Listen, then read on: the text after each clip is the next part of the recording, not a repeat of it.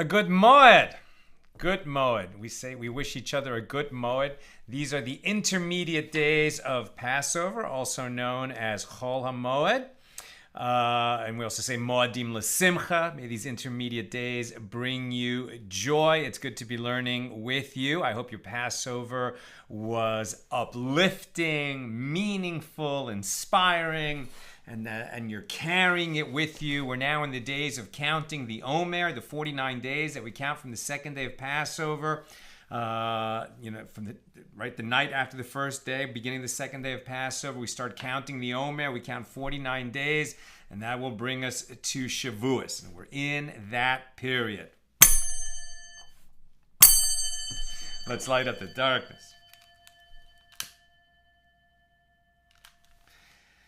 Who's in the house with us? I'm promising you a fascinating daf tonight. Page 8 here in Tractate Sotah. Paula from the Great Northwest. Stephen from New Hampshire. Renee in Indiana. Paula sends a rose. Melissa in Great Neck. Ira. Hag Pesach. Sameach, y'all.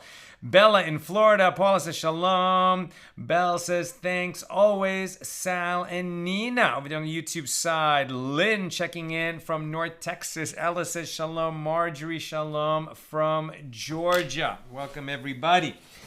I would like to dedicate tonight's episode of AT Daily to a good friend and a great talent that we lost on Passover at the age of 81. My dear friend Michael Lerner, the star of our film, When Do We Eat?, our first film that Nina and I wrote and I directed. And it was a Passover comedy, a pretty raucous Passover comedy. You can watch it. It's available on Apple Movies, Amazon Movies, and other major platforms. And he starred alongside Jack Klugman, Max Greenfield, Ben Feldman, Leslie Ann Warren, and he was phenomenal. Quick story about Michael. So Michael was nominated for an Oscar, playing the studio boss in Barton Fink, the Coen Brothers movie Barton Fink, where Michael says, Barton Fink, we want that Barton Fink feeling at our studio, and you got it in spades, Fink. All right, and other lines like that. But usually Michael was such a big personality and such a memorable face that he got big character actor type parts, right? You know, the kind of quirky character with a smaller but important role in the movie. In our movie, you know, he seemed really like a really good idea, a great catch for the father, right? So he's the paterfamilias. When Do We Eat is a big dysfunctional family comedy set around the Passover Seder. And it's really about the dad who has the main journey. The setup of the story is that, there's the 4 types of children, and the son who's somewhat wayward and has been, sort of on watch because of his substance abuse problems, ends up slipping the dad a very strong hallucinogen at the Seder, which in this case, this father, very, very authoritarian type of guy, just created an opening, a setting, a door that opened, if you will, that allowed him to see things another way. One of the sons is the religious son who brings teachings from the Rebbe that are needed by the family. Everyone in the family has problems with everyone else. And most unexpectedly, this somewhat comedic setup, ends up allowing Ira Stuckman, the character, to reach a new level and to bring his family with him. And there's a lot of beautiful, Yiddishkeit and Chassidus that we got in there sort of under the radar. It's a Torah-drenched movie in the form of a commercial Hollywood comedy. At any rate, he was good. He was a good idea to play the dad, but I was dead set against it. I didn't want to cast Michael, as big a talent and as appropriate as he might be. Do you know why? This movie, big dysfunctional family comedy, many experiences that Nina and I had in our lives, might have been reflected in it, but the movie was not based not on Nina's family and not on my family. I mean, this family, the Stuckmans, were truly dysfunctional to another degree. While we might have borrowed here and there from our families, it really was not based on our families and our own mishugas. Our families are far from perfect. We have all our own craziness. But the craziness of the Stuckmans was not our craziness. And the problem with Michael Lerner is sort of in manner and bearing and even appearance, he just looks a lot like my dad. And I was like, I'm not going to cast a guy who looks like my dad to play the dad in the movie because people will think that's my dad. I did not want to give him the part. But he recognized that this would be a great role for him, and he got a hold of our casting director, Ronnie Yesko, who had cast Pulp Fiction and lots of movies. And he told her that he was interested in it. And she said, Michael Lerner's really interested in this part. You got to consider him. She said, look, you're going to have a reading, right? He'll come in and just for fun, for free, no charge, no pressure, read the role at your table read when we just want to kind of hear the script read, to see how it's going and do we want to make rewrites or adjustments, etc. And, for an actor of Michael's stature, an Academy Award nominee, to come in and just, be part of a table read, showed that he was really hungry for the role. So I was against it, but okay, I wasn't gonna, turn down this obvious blessing. And he came, and from the moment I opened the door, and there he was, bigger than life. Came in. And then we just formed a friendship immediately. And at that table read, he brought so many colors and bits of humor and bits of touching humanity and uplift and sadness and the highs and the lows and the ins and the outs. And he was just such a bigger than life, amazing actor that he just made himself inevitable in that role. I couldn't not give him the part after that read, and the rest is history. When Do We Eat became the It's a Wonderful Life of Jewish movies, shall we say. People watch it every Passover, and he's just a part of history, and so many people have fallen in love with Ira Stuckman, as played by Michael Lerner. Michael, we miss you. May your memory always be for a blessing. A big hug to wherever you are, and wherever you are, I'm sure that you are entertaining the room, as it were. All the best. Dedicating tonight's episode to Michael Lerner. Of blessed memory. Okay. Okay, so we're on page 8 here in chapter 1, continuing our discussion of Mishnah number 4 of Tractate Sotah, the 18th volume of the Talmud. These are the laws of the suspected adulteress. Now, before Pesach, I told you we weren't going to have a class on Thursday and Friday and Saturday because it was 2 days of Chag, of Yom Tov, so we obviously couldn't have a class, and then it was Shabbos. And then we come out of Shabbos, and here today is Sunday. So, we owe 4 pages. And my plan had been to do the highlights of these 4 pages tonight so we'd be caught up immediately.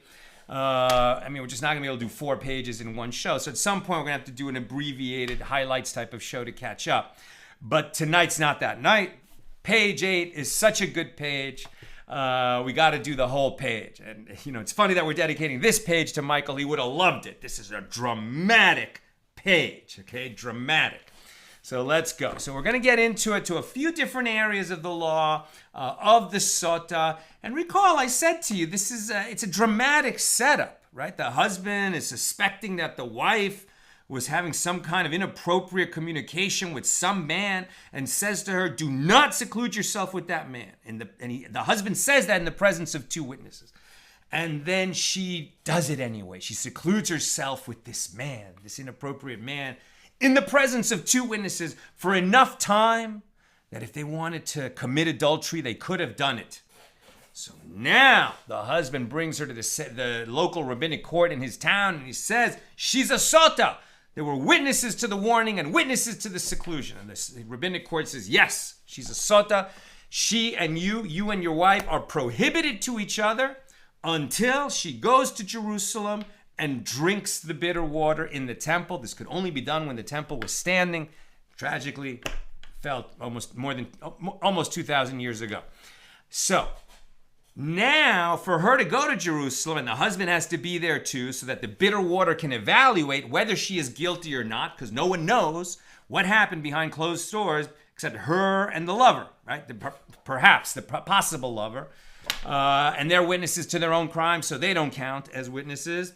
And so the water will evaluate her. The water will try her innocence. If she drinks the water with the ink of a few verses from the Torah that describe this ritual, dissolved into the water with some dirt from the floor of the temple, she drinks that. If she's guilty, she'll die. If she's innocent, she'll live. And now the husband and wife will become permitted to each other again.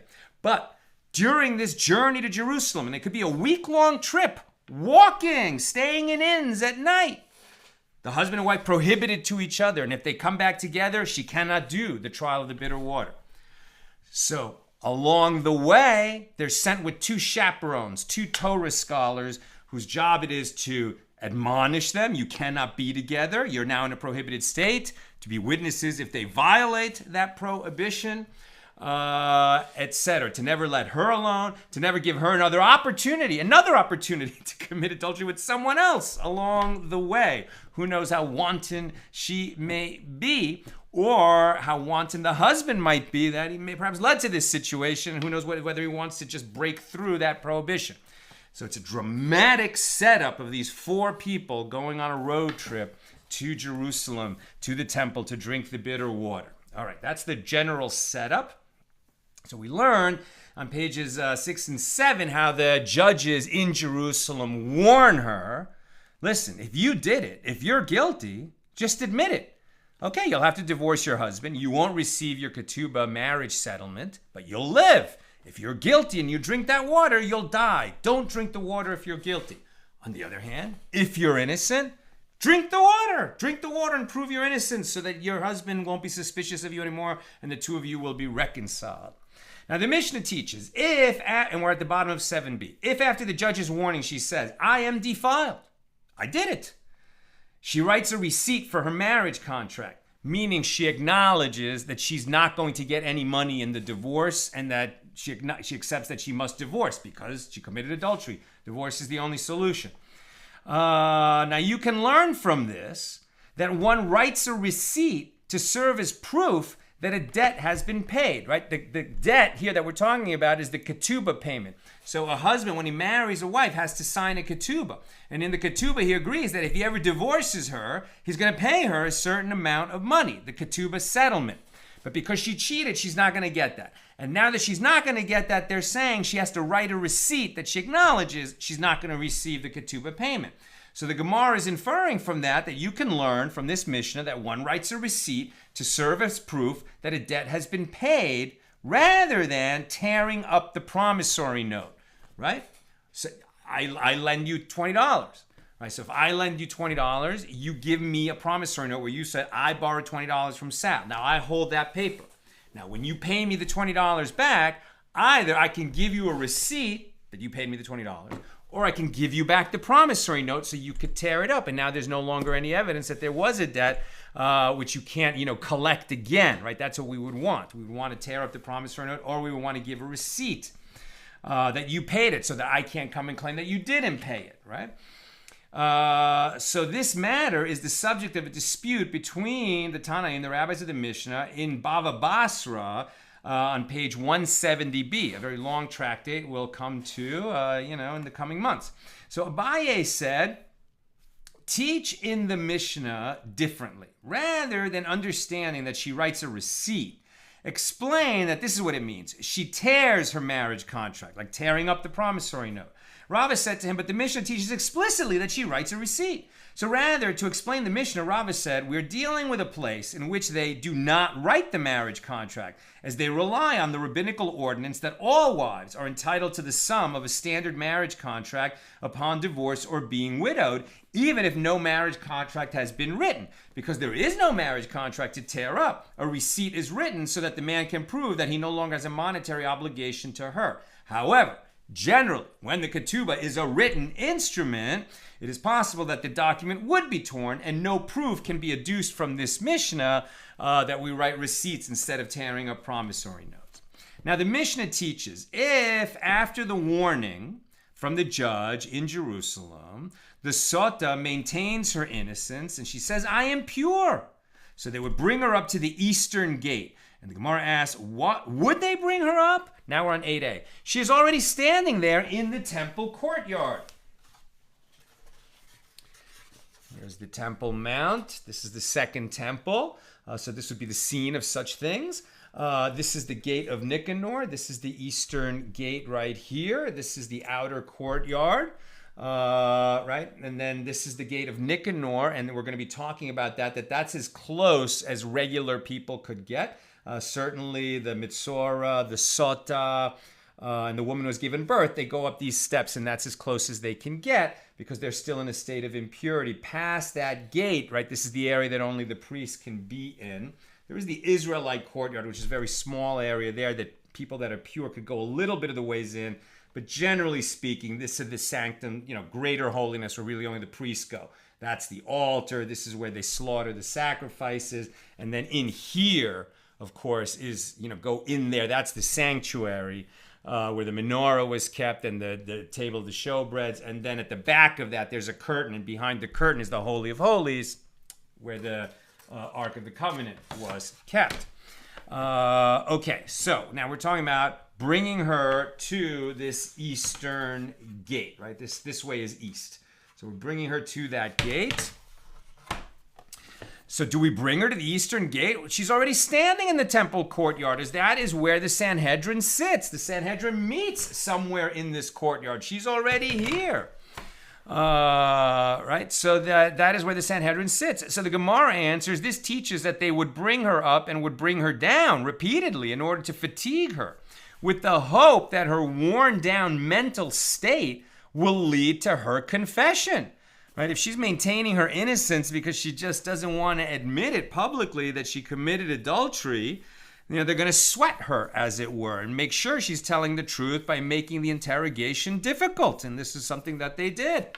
As it is taught in the Tosefta, the Rabbi Shimon ben Elazar says, in cases of capital law, the court brings the witnesses from one place to another place in order to confuse them so that they will retract their testimony if they are lying. Now understand, they're doing it for her own good, right? If she's innocent, then she goes and drinks the waters, she's going to be fine. If she's guilty, it's better that she admits it and doesn't drink the water so that she will live. Now the Mishnah teaches because there at the eastern gate, they give the Sotah women the bitter water to drink, and there the Mitzorah and the woman who has given birth are purified. And the Gemara asks, granted, the Sotah women are given the bitter water to drink there, as it is written, and the priest shall stand the woman before the Lord. And the eastern gate is directly opposite the sanctuary, which is the area referred to as before the Lord. And similarly, with regard to lepers as well, meaning people who are mitzorahs, people who have sotahs, right? That's a mitzorah. I guess metzorim and metzorot. And the priest, lepers as well. This is as it is written, and the priest that cleans him shall set the man that is to be cleansed and those things before the Lord. But what is the reason that a woman who has given birth must also be purified in that location? And the Gemara suggests, right, because a woman who has given birth brings a certain offerings to complete her purification from having given birth. But it doesn't say anywhere in the Torah that she should be stood before the Lord when she does that. So why does she go to the same location as the Mitzorah and the Sotah?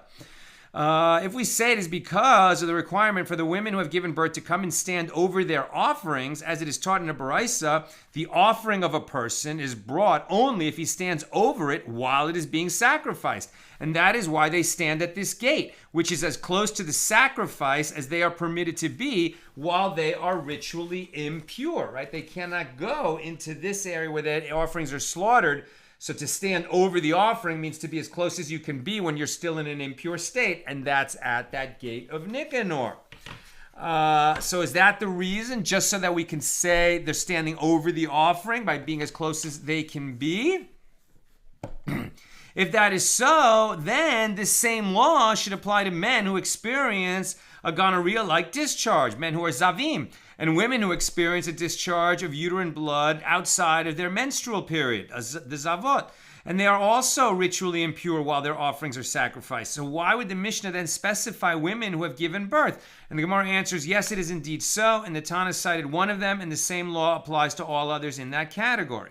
Now the sages taught in a Baraisa in the Tosefta at 1:6, 2 Sotah women are not given to drink simultaneously in order that the heart of each one not be emboldened by the other, as there is a concern that when one sees that the other woman is not confessing, she will maintain her innocence even if she is guilty. And Rabbi Yehuda says this is not for that reason. Rather, it is because the verse states, and the priest shall bring her, Sotah, near and stand her before the Lord. Numbers 5:16. So Rabbi Yehuda explains his inference. The word Sotah indicates her alone, and therefore there is a Torah edict not to have 2 women drink the bitter water simultaneously.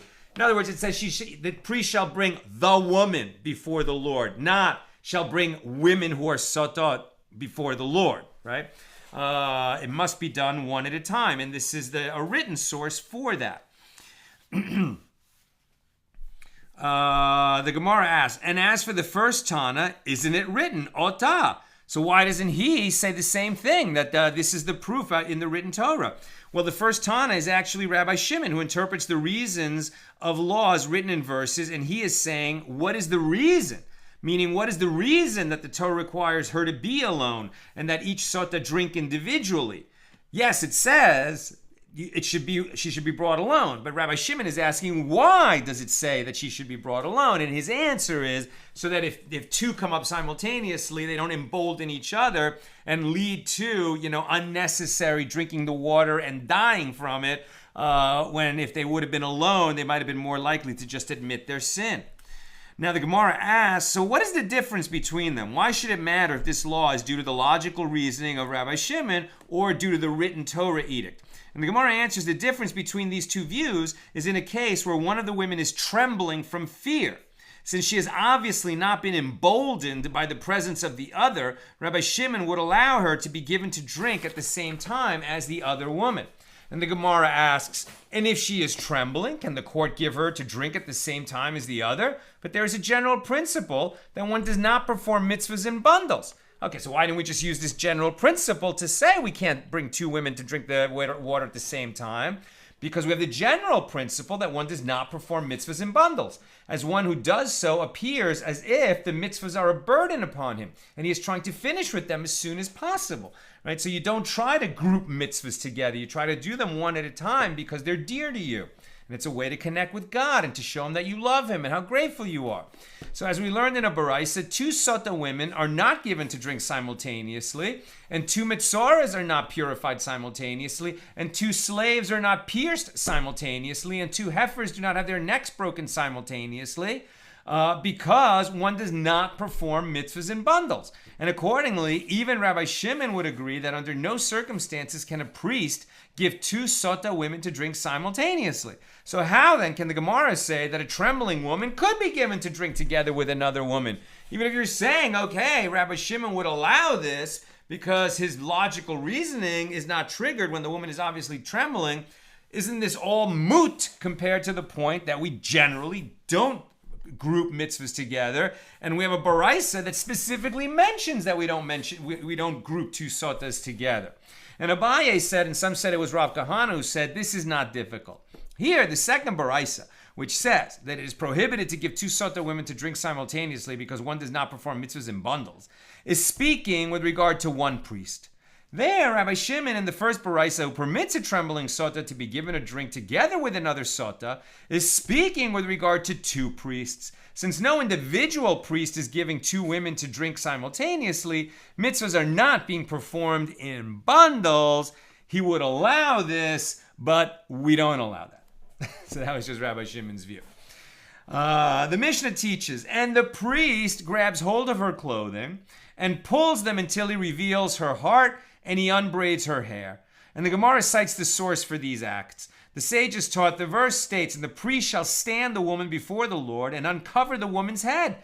Now from this verse I've derived only that he uncovers her head. From where do I derive that he uncovers her body? And the verse states the woman, rather than just stating and uncovers her head. And this indicates that the woman should be uncovered. Her whole body should be uncovered as well. So if so, what is the meaning when the verse states specifically uncover her head?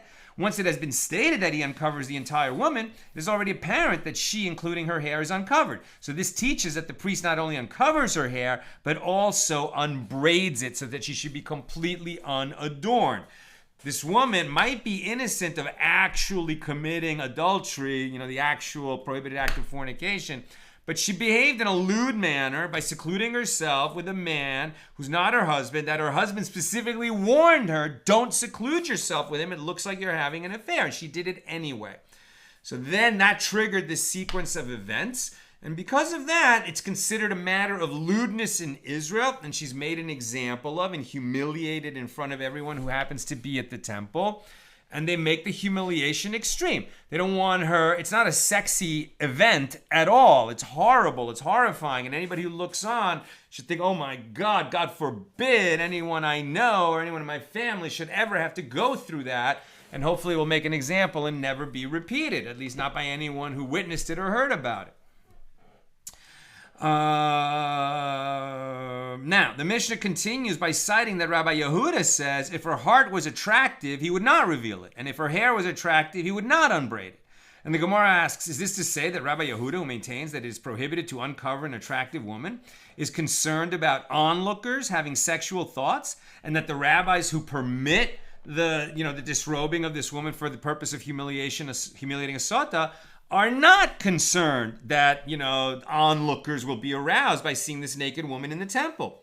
But we have heard the opposite from them, these rabbis who seem to disagree with Rabbi Yehuda. As it is taught in the Tosefta, Sanhedrin 9:6, although a man condemned to stoning is stoned unclothed, the court covers him with one small piece of material in front of him to obscure his genitalia, and they cover a woman with two small pieces of material, one in front of her and one behind her, because all of her loins are nakedness, as her genitals are visible both from the front and from the back. And this is the statement of Rabbi Yehuda. And the rabbis say, a man is stoned while naked, but a woman is not stoned while naked, but fully clothed. So it seems that the rabbis and Rabbi Yehuda agree that a woman who, even who's condemned to die, and normally her punishment would be administered to a naked person, but because she's a woman, we don't do that when she's naked, because it's unseemly, right, for a court, and especially at the temple, to get involved, in that case in a death penalty, in this case, in presenting the sotah and humiliating her,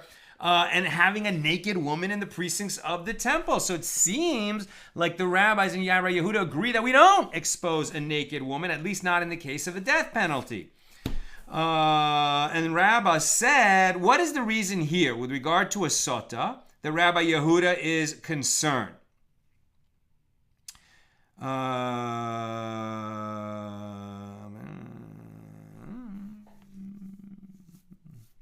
Okay, so the Rabbah said, what is the reason here with regard to a sotah that Rabbi Yehuda is concerned? Perhaps the sotah will leave the court having been proven innocent, and the young priests in the temple who saw her partially naked will become provoked by the sight of her.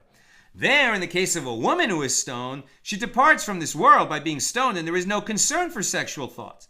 So the Gemara comments, and if you would say that the fact that she is killed is irrelevant to her sexual thoughts, as the onlookers will be provoked with regard to other women, this is not a concern, as didn't Rava say. It is learned in a tradition that the evil inclination controls only that which a person's eyes see.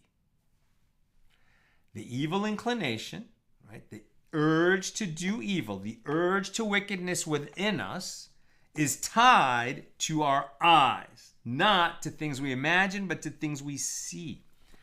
Rava said, is the contradiction between one statement of Rabbi Yehuda and the other statement of Rabbi Yehuda difficult? Because according to this, I made a little mistake. But Rabbi Yehuda, right, doesn't want the sotah to be exposed naked, but it's okay that it's with the woman who's being executed, right? Whereas the rabbis say that the woman who's being executed should not be presented naked, but the sotah is.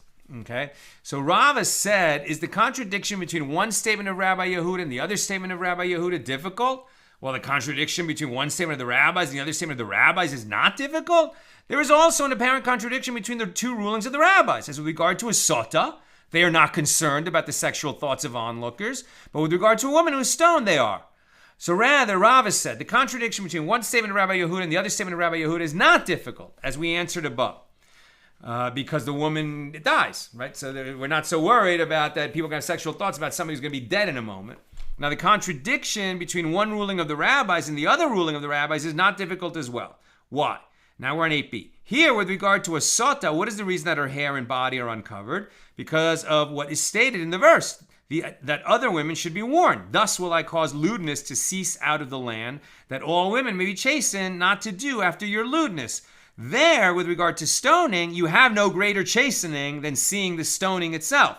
And if you would say that the two forms of chastening, both stoning and humiliation, should be done with her, Rav Nachman said that Rabbi Bar Avu said, the verse states, you shall love your neighbor as yourself, teaching that even with regard to a condemned prisoner, select a good, i.e. a compassionate death for him. Therefore, when putting a woman to death by stoning, she should not be humiliated in the process. So the rabbis say we do not expose the woman naked when she's being, executed because, let's say, she committed murder. Now, the Gemara suggests, let us say that the statement of Rav Nachman is a dispute between Tanaim, and according to Rabbi Yehuda, there is no mitzvah to select a compassionate death. And the Gemara refutes this. No, it may be that everyone agrees with the opinion of Rav Nachman, and here they disagree about this. One sage, i.e. the rabbis, holds minimizing one's degradation is preferable to him than minimizing his physical pain. Therefore, the rabbis view the more compassionate death as one without degradation, even if wearing clothes will increase the pain of the one being executed, as the clothes will absorb the blow and prolong death. And the other sage, Rabbi Yehuda, holds that minimizing physical pain is preferable to a person than minimizing his degradation, and therefore the one being executed prefers to be stoned unclothed without any chance of the clothing prolonging his death, although this adds to the degradation. Now the Mishnah teaches if she was dressed in white garments, he would cover her with black garments. And a sage taught if black garments are becoming to her, then she's covered in unsightly garments. And the Mishnah teaches if she was wearing gold adornments or other jewelry, they are removed from her. The Gemara asks, isn't this obvious? Now that the priest renders her unattractive by uncovering her and dressing her in unsightly garments, is it necessary to teach that they remove these adornments from her? The Gemara answers, lest you say that these adornments on her, she has even more degradation with them on. As people say in a known aphorism, undressed, naked, and wearing shoes. What does this old saying mean? Undressed, naked, and wearing shoes. This means that a naked person who wears shoes emphasizes the fact that he is naked. So perhaps one would think that by a sotah wearing jewelry, her nakedness is emphasized and her degradation is amplified. Therefore, the Mishna teaches us that this is not so. If you had that thought, banish the thought. So, God forbid, a woman ever is convicted of being a sotah, and she's going to go, becomes a sotah, and she's going to go through the bitter water ritual. And first she has to be, humiliated in front of the onlookers at the Temple Mount. It's going to be no jewelry, no makeup, no clothes, or at least the clothes ripped. The clothes are ripped. Her chest revealed, her hair unbraided, etc. And she's made to look unsightly. Now the Mishnah continues. And afterward, the priest would bring an Egyptian rope and he would tie it above her breasts. So Rabbi Abba raised a dilemma before Rav Huna. What is the law as to whether the lack of an Egyptian rope will preclude the performance of the rite with regard to a sotah? What if you can't get an Egyptian rope? Does any means of tying suffice? Perhaps the primary function of the rope is so that her clothes will not fall off her, and therefore even a small ribbon would also suffice. Or perhaps the rope is used because of what the master said. She girded herself with comely ribbon when she committed her transgression, and therefore the priest brings specifically an Egyptian rope, which is coarse, and ties it above her breasts. If that is the case, then the Egyptian rope should be indispensable. Rav Huna said to him, you learn the answer to this dilemma in a baraisa that teaches, and afterward the priest would bring an Egyptian rope and he would tie it above her breasts so that her clothes would not fall off her. The baraisa states that the use of the Egyptian rope is primarily for holding up her clothing, and therefore use of specifically Egyptian rope is not essential. Now the Mishnah teaches, anyone who desires to watch her may watch, except for her slaves and maidservants who are permitted to watch, who are not permitted to watch because her heart is emboldened by them. Meaning that somehow if she has her own slaves or other slaves and female slaves around, for some reason she's going to protest her innocence even if she's guilty more than she would have if those slaves were not among the onlookers. I'm not sure I understand that, but that's what's being said.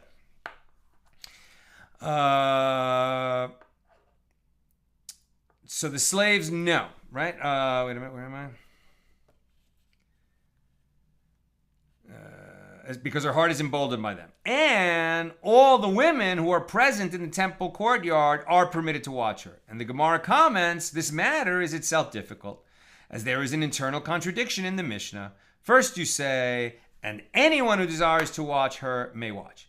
Apparently there is no difference whether the onlookers are men, and there's no difference whether they are women. All are permitted to observe the rite. And then the Mishnah teaches, and all of the women are permitted to watch her, which indicates women, yes, they may watch her, but men, no, they may not. So which is it? May everybody watch who wants to, or may only the women watch? So Abaye said, interpret that first statement, which permits all people to observe the Sotah, as pertaining to women, but men may not be onlookers. Rava said to him, but it teaches that in that first statement that anyone who desires to watch her may watch, and one cannot limit this to women. Rather, Rava said, anyone who desires to watch her may watch. There is no difference whether the onlookers are men, and there is no difference whether they are women. And the next clause of the Mishnah teaches that women not only can watch, they are obligated to watch her.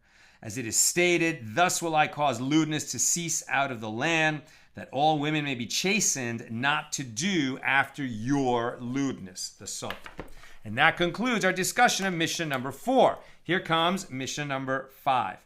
The Mishnah teaches lessons that can be derived from the actions and treatment of a Sotah. With the measure that a person measures, he is measured with it. Right? As you judge others, so shall you be judged. That's the idea. It's often said that way in our culture.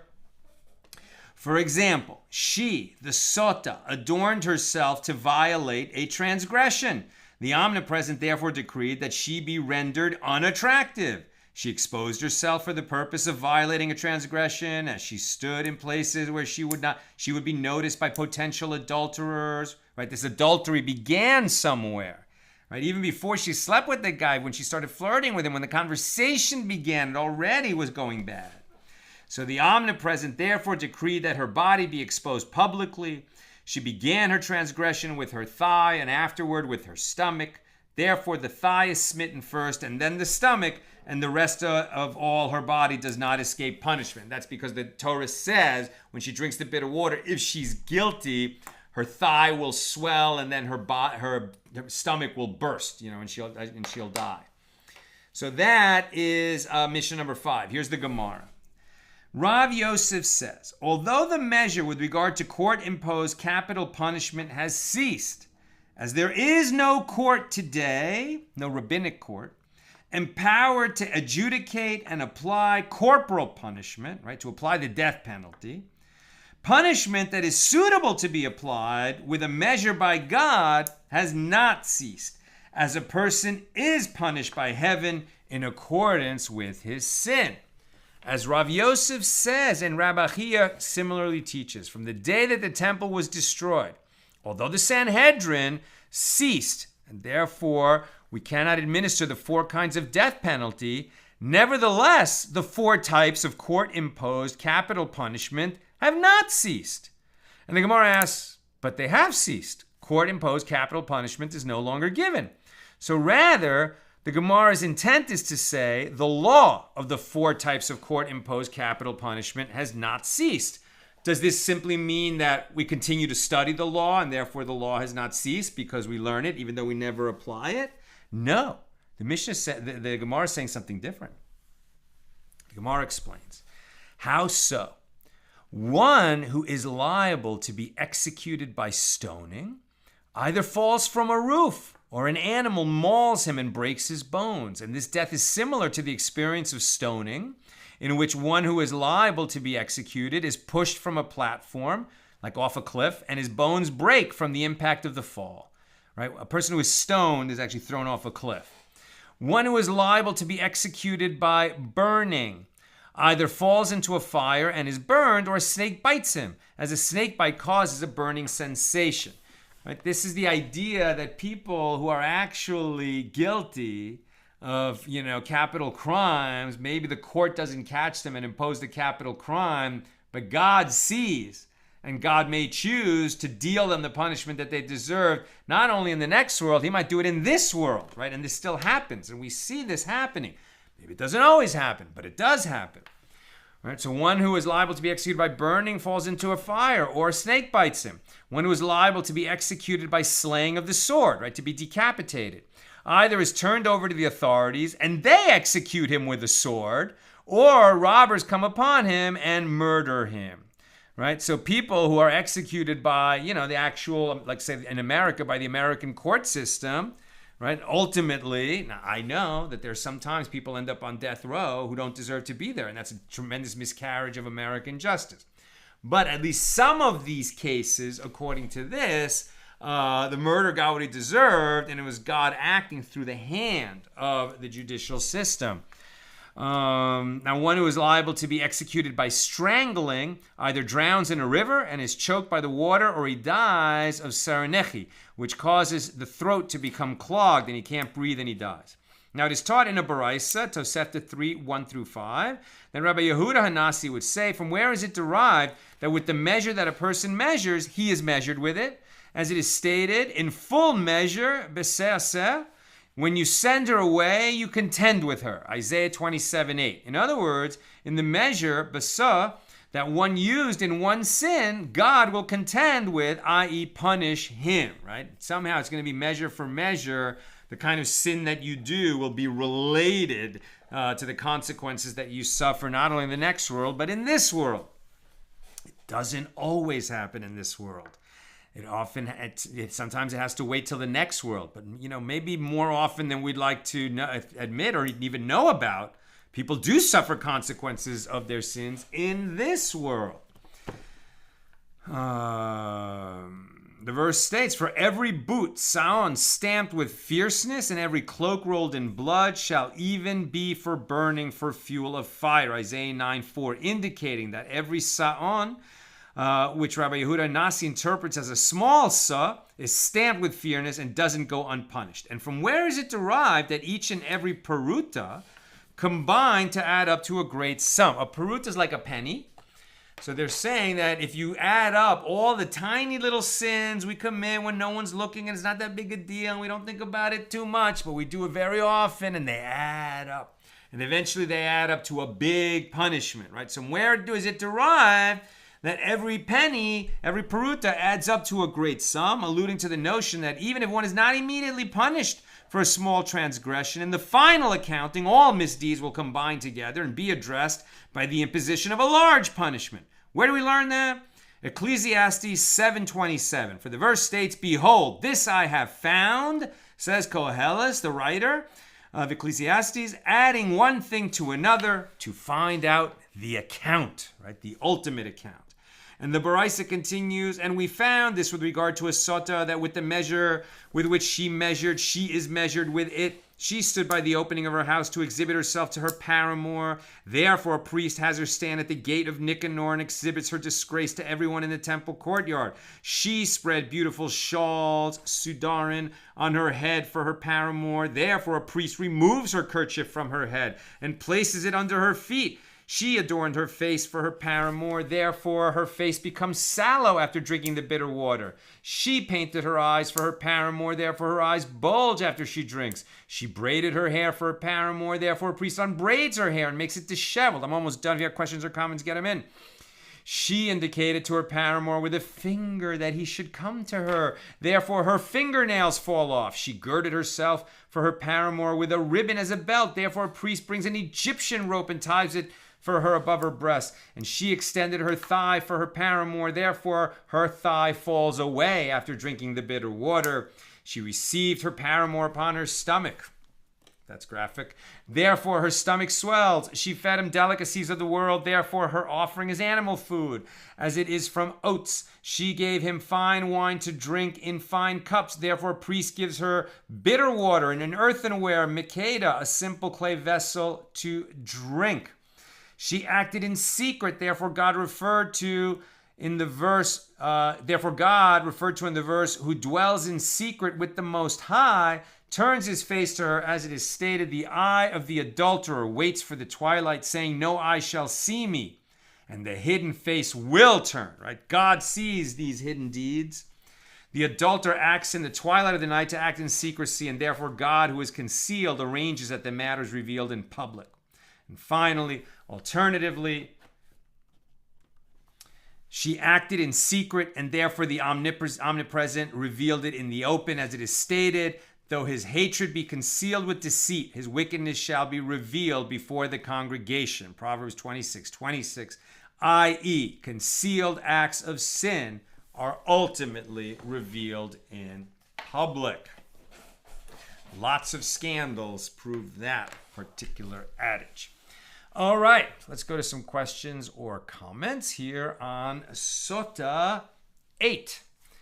I mentioned that this is a model of the second temple, and I mentioned that the sanctuary is in this part of the building, and behind a curtain is the Holy of Holies. And I mentioned that the Ark of the Covenant was there, and it was there in the first temple. By the time of the second temple, they didn't have the Ark of the Covenant. That was lost. At the time of the destruction of the first temple, it was hidden away. We're not sure exactly when or where. So in the second temple, there was no ark, but it was the place where the Kohen Gadol, the high priest, would enter and bring the special incense offering and the atonement that he beseeches from God on behalf of the nation on Yom Kippur. That would be in the Holy of Holies. But Tom is right that in the second temple, there was no Ark of the Covenant. Joseph, I saw on page 7 about brazenness of public confession. If a person sins against a community or a family publicly, in this case, I would think it makes sense to make the confession public like the offense. Have we discussed this? Well, we're sort of discussing it now, right? This idea of measure for measure, right? Basically, any crime, for which a punishment was administered by the court, because the punishment was administered by the court, it became public knowledge, right? And we want that. We want that criminal activity is revealed to the public so that other unsuspecting people don't fall into the trap. Holly Siniki asks a very important question. What about the abandoned wife, the aguna? Would she have to go through this? What is the law in regard to that? No, right? No. Like you're talking about the wife who wants a divorce and the husband won't give it to her, right? So let's say now she's in this terrible situation. Now that is a practical matter that still exists today, right? There hasn't been a sotah or a sotah ritual in 2,000 years. But the aguna, the abandoned wife, and a husband won't give the get, won't give the divorce document, exists now. So now, could an aguna become a sotah? That's very interesting. So what would happen? So first of all, this guy would have to take, would warn her not to seclude, and then she does seclude. Now he won't let her go, right? If she secludes herself with someone, and then it could become. Yes, this could happen. You know what? It could happen. However, if she allowed herself to sleep with, if she slept with someone and then admits it, right? So then she's gonna get the divorce, right? The husband has to divorce her now. What she gives up is the ketubah. So we want that an aguna, the woman who requests a divorce and can't get it, that the husband has to not only give the divorce but give the money that he owes and that he's refusing just out of spite. If she goes kind of the adultery route, dangerous, but it might be a way out of the marriage, but she would have to go, as a defiled woman, be tough to marry again, won't get the ketubah payment. There's all kinds of issues. But if you think about it, practically speaking, this guy that won't give her the get, so then she secludes herself, is he going to bring her, to drink the bitter water because she did? I think it's a very interesting question. I wonder what issues would come to bear if the backstory was that she was an aguna, because it's not exactly relevant. Obviously, emotionally, it's very relevant, and it's all part of the story that led to her becoming a sotah. But legally, I'm not sure how much intersection or difference in the application of the law there would be. Maybe we'll encounter that later in our journey through this tractate. It's a really interesting question. That's what I've got for us today. With God's help, we'll be together again tomorrow, Monday at the same time, 6 p.m. Pacific. A good Modim L'Simcha. It's great to be learning with you. Look forward to doing it tomorrow. And Michael Lerner, to whom we dedicated this episode, may his neshama, his colorful, hilarious, bigger-than-life neshama, have a great aliyah in the world of souls. Michael's timing was impeccable to the end. The star of our Passover movie, When Do We Eat? We lost him this year on Passover. We miss you.